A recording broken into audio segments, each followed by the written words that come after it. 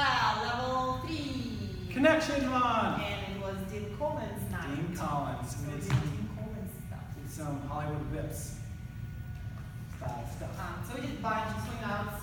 We talked about how there's a lot of Counterbalance here. We really want to think about sitting away here. So I'm getting a little bit lower. We're using each other a little bit more through our hips. Okay. And what our exercise was, we were really trying to see if we could just hang out on that 1-2. Really using each other here to just let our follower just hang out on the 1-2.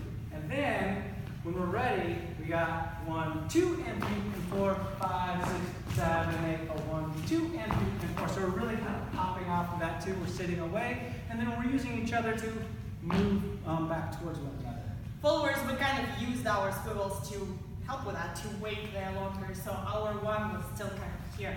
1, 2, 3, and 4. We don't move forward on 1 like we usually do. Then we worked on the 5, 6, so that Hollywood whip style. So on our 1, 2, 3, and 4 is pretty much the same. From here, I'm really going to think about going 180. Boom. I'm going to be facing the direction that we want her to go.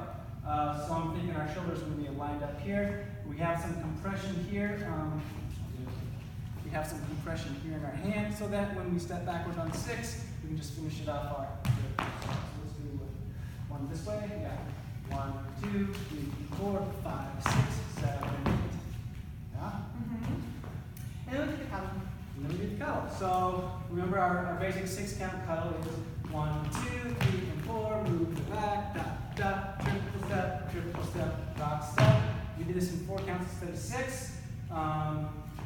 1, 2, 3, 4, 5, 6, triple. So remember that we're making it a little bit quicker. We're coming off of that 2 of our rock step. We have a little bit more, it's a little bit more circular. We're using that compression here.